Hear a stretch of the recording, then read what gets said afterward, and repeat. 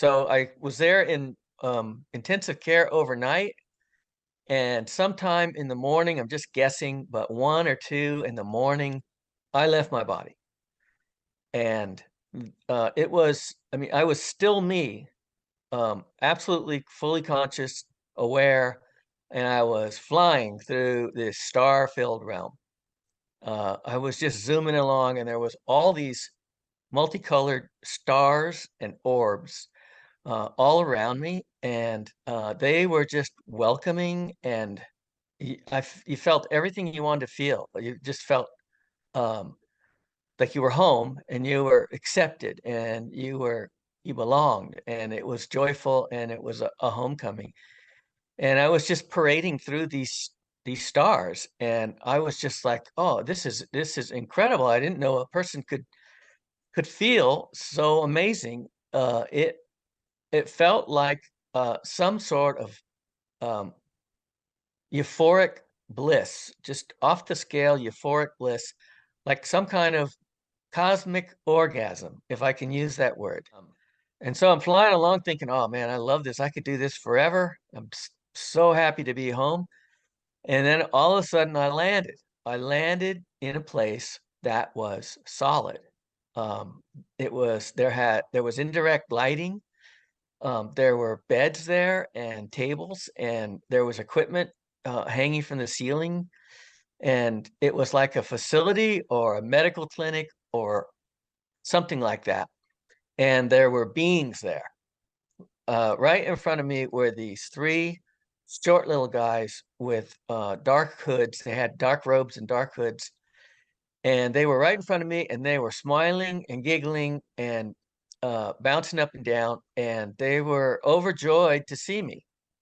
Um, it was the strange, because, I'm still me. I'm still Bill, flying through this euphoric heavenly place. And then now all of a sudden I'm in this solid place, but the whole time I'm still me, the person that you're talking to. The voice in our head, I was still the same person, um, the same conscious being of some sort.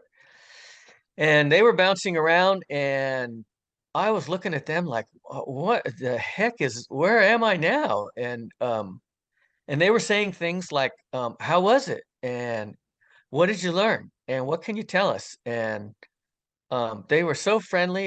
You could tell they were just the best friends in the world. And they were, uh, it was like I had ridden a roller coaster, and I just got off the roller coaster, and all my friends were there, and they wanted to know how was the ride. And so I was looking at them like, I was very confused. And one of them stepped forward, and he looked me up and down real long and hard. And then he turned to the other two, and he goes, he doesn't remember us. And they all started laughing and giggling uproariously. And I was like, well, guys, I kind of remember you. But give me a few seconds here. This is a very strange. I don't know where I am anymore. And they were just wonderful. You could tell they loved me. They had big smiles, and they were giggling, and they looked. If you ever watched this movie Communion, and I know it's considered a horror movie, um, but those guys looked exactly like that, exactly, and they acted the same. The only difference was they had big smiles on their face. But if you watch that movie, if it helps to turn the sound off, because there's a lot of sounds and frequencies that can actually get us worked up into a fearful state in these scary movies. But if you turn the sound off and just watch those guys, that's exactly what I saw. They're fun, and they're kind, and they're joyful little guys. So and then there was this other guy, and he was in the background, and he was like this tall, wispy guy. And he came forward, and he looked like a Gumby, or like a stick, like a stick man, like a walking stick insect. Or he was made out of like vapor or smoke or something. He had the biggest smile and brightest eyes, and he kind of was in the background, and he came forward and he kind of separated. The parts of him moved first, and then the rest of it caught up. It was really a strange looking, um, obviously non-physical being. And when he came forward, he had the biggest smile on his face, and you could tell he just loved me. He just stoked to see me. And when he came forward, my throat started to tighten and close, and my chest was just expanding. It felt like it was an over pumped tire or something, and it felt like it was going to explode. And it was just this overwhelming feeling of love. There was so much love coming from this super being that I felt like I was going to fall down and cry uncontrollably. Um, it was an overwhelming feeling. And he came close, and he was, every time I said something, I kept trying to like run things or trying to figure things out. And every time I said something, he just had this chuckle. He had this laugh, and it was really deep, resonating laugh. I could feel it laughing inside me. It was this connection somehow. And it wasn't very organized. It wasn't like there was something going on. It was just everybody was kind of, the little guys were giggling and bouncing around, and then the big wispy guy was kind of chuckling and very amused by everything. And so at one point I said, well, I'm not going to hang around this facility forever. And I sure as heck, I'm not going back to California. I'm not going back uh, to that body I was in. No way I'm ever going to do that. And um, he, and I said, so you guys, there's like, we're supposed to do a review of my life, right? You guys want to get started with that? And he just started cracking up. The big wispy guy, he just started laughing. And I'm sure he was laughing because it was like I was a little toddler in the room, and I was, thinking I was gonna take over. And he thought it was cute. It was definitely a father image and a child. And I was a child and loved unconditionally. So anyway, he goes, yeah, you want to do that? Sure. Sure, let's do that. How do you want to start?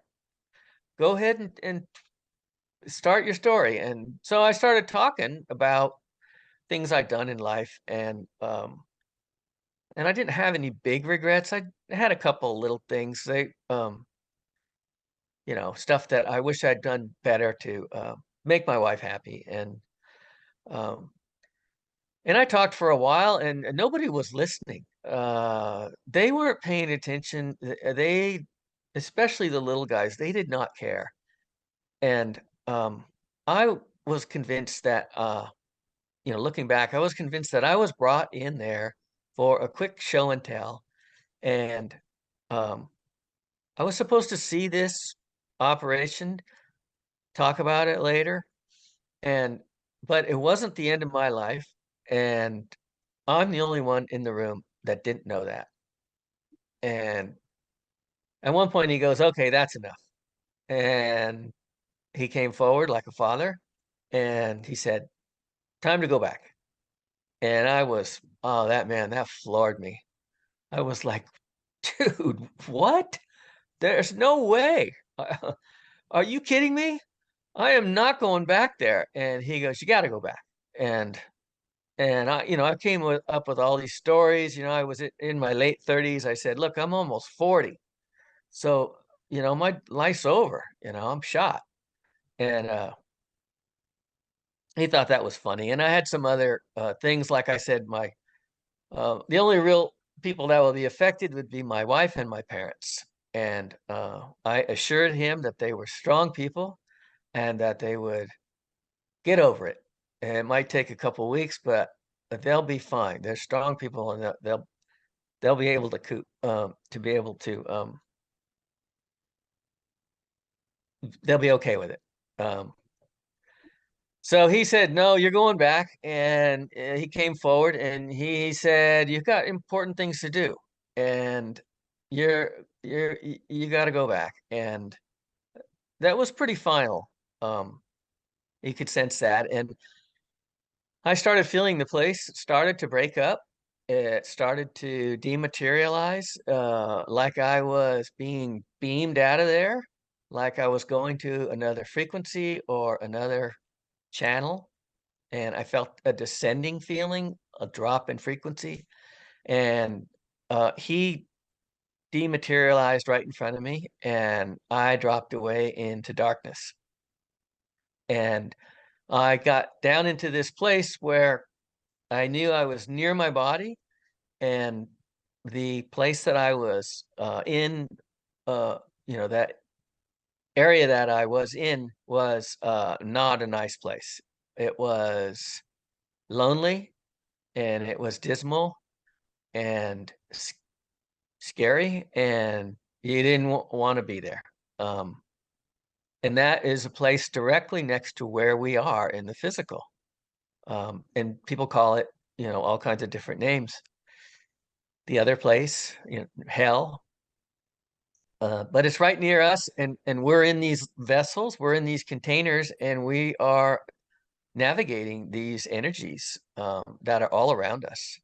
And there's good energies too, and it's our choice of what we're going to focus on. And I think I said this in the beginning, when we start to focus on those higher vibrations, those better, those higher thoughts, those kind thoughts, and compassion and joy and helpfulness and patience, then we start to vibrate with the higher uh, emotions of that place, and we follow them out. We follow the light out of that place when we pass from life. So I woke up back in my body, and it was a slow waking up thing.